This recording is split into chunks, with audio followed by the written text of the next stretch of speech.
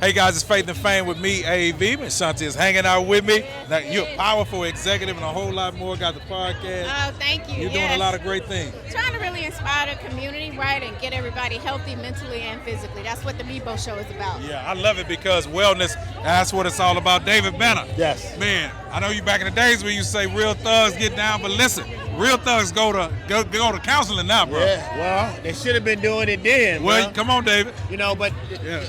the thing is, in a lot of cases, man, when we come from those situations, it's something that we haven't been exposed to. Exactly. And that's one of the things that I'm proud of what we're doing now is that when people see us making those types of moves, when you see some of the biggest artists in the world and some of the biggest tennis players in the world, sports people saying that I need help, then it allows the children, it allows the community to know that it's okay for them to go find help too. Yeah, and the thing about it, I love that you're standing for the wellness because we know it's a biblical principle. As a man thinks in his heart, so is he. So as the mind goes, so do we. And like David said, it was taboo for us to go to counseling. I've been in the church since I was a little kid. And you mentioned counseling, people could die, and we would tell you, pray about it.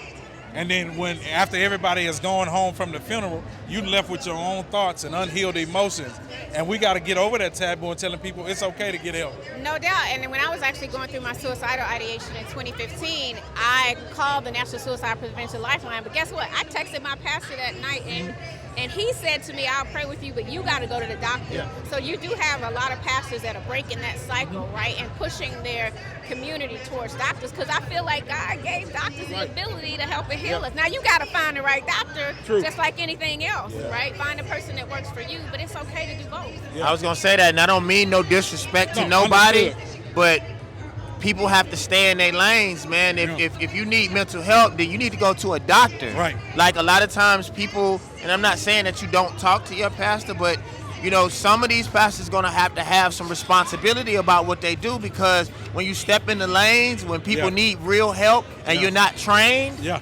And that's what we're not trained for that. That's what from Ebenezer did. To your point, Dave. We're not trained in that. We've gone to seminary school. We know the Bible, but a lot of times when it comes to dealing with mental health issues, we got to get the experts. And I love people like yourself and like you who've been in the industry, and you're taking your influence and using it to say, hey, we need to address what's real in the community. Because a lot of time, and be honest, in our community, we label them crazy. We label people, okay, they need to be on, put them on medicine. We're going to put them in the corner. But we really haven't got to the root of the issue. Or just pull yourself up by the bootstraps. Yeah. Like I just said that on stage. Like, nobody ever really, told me to go and talk. Right. And go and get help, man. Like, there's nothing wrong with going to get help and talking to people. I love it. That's why I started my foundation, Silence to Shame. You can visit us. We got a lot of resources and content and training, silencetoshame.com. So that we can do just that, allow people to get the help that they need. And you got to meet people where they're at. So we're trying to bring the resources to the community. And let me say something really quick. I just thought about this, and this is something that we have to talk about.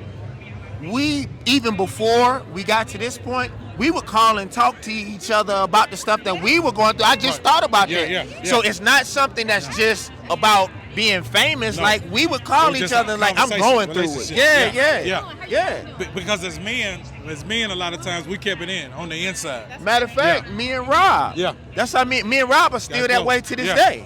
Yep. And I want to talk about something too you said on the stage just before I let you go. We talked about not only the mental health, but the physical as well. You said something on stage that's true. A lot of stuff that we're eating today is because that's how we grew up. But they didn't have a choice back in the day. The brother from Johnson came to me and he was like, brother, that was the deepest thing I heard. Yeah. No, I mean, I only said that is because I correlated or connected that to mental health. It's like a lot of stuff that we do that's not healthy, it's just because, and a lot of us are intelligent. Right. It's not that we're not intelligent, it's just that we were raised a certain routine, way, man. and we never reprogrammed our computers. Never. You know what I'm saying? Never. And my family, high blood pressure, diabetes, Alzheimer's, all that runs in my family. I had my gallbladder removed 2 years ago, so I've been trying to be really healthy and intentional about what I put And I'm not accepting that. I'm getting off my pills. But I even said to David the other day, I was like, brother, what are you doing? He said, it's about choices. Right, that's it. Right? I'm making healthy choices, and that's what I'm trying, and that's what the Mebo lifestyle is about, right? Healthy choices for your mind and body. Yeah, and I love it, man. As you say, getting out of that routine, reprogramming our mind, making, because there's so many choices out here today. Right. They didn't have the choices back in the days that we had. It's a plethora of stuff that we can eat. organic stuff that we can eat, vegan food that we can eat. It's different today than what they had back then. Even though grandmother and them grew a lot of stuff in the food. Yeah, too. You know, it goes a long way. Yeah, it goes a long way. And let me say in closing, everybody wants to get the bag. But I remember going to speak at a health and wellness conference, and a young lady said, well, it costs so much. And I said, but I'm looking at you now, you spend $2,000 outside of your body. Yep. With mental health, it's important what you put in your brain, who you're around. What you think is what you see, what you hear, what you're around. It's the same thing with the food. We have to care about what we put in our minds and our ears and our brains and our eyes. And our eyes, because that's the gateway to the soul and the heart. Shanti, thank you. David Banner, thank y'all for coming on Faith and Fame with me, AV. Thank you, brother.